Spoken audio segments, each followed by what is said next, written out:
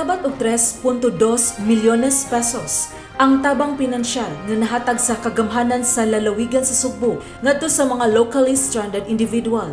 Matod ni Gobernador Gwen Garcia, niabot og 1,129 ka mga LSI ang nakadawat sa ayuda nga kwarta gikan sa Kapitolyo base sa record niadtong Hulyo 29. Sigon sa gobernador, ang mga LSI nga ni-apply ug nakapasar sa validation ilang gipadad-an og salapi pinaagi sa kwarta padala. Kini nga mga LSI mao ang nangatanggong sa lain-laing mga probinsya sa Pilipinas dihang gisirad-an ang mga pantalan ug tugpahanan sa nasod gumikan sa COVID-19 pandemic.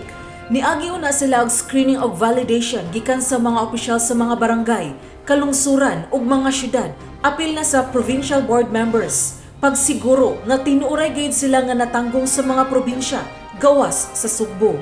Niadtong Abril 12, gilusad sa kagamhanan sa probinsya sa Sugbo ang Stranded Cebuanos Assistance Program (SCAP) aron matabangan ang daghang mga Sugboanon nga wa makauli sa ilang mga lugar sa lalawigan sa Sugbo dihang gipatuman ang Enhanced Community Quarantine. Aron makapasar, nisumitar sila sa gikinahanglan nga mga requisitos ngadto sa opisyal nga Facebook page sa SCAP.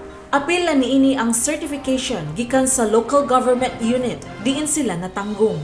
Ang mga LSI nga natanggong dinhi lang sa Sugbo ang dili kwalipikado nga makadawat og financial assistance gikan sa Kapitolyo. Mao ni ang mga validated nga mga applications. Daghan kayo nang apply hasta ang nga stranded kuno sa sila sa Mandawi nya nang apply sila. Taga Talisay sila po. Dili na, dili. Katurak ang tuas gawas. Alang sa balita sa Sugbo, kini si Sheila Gravines.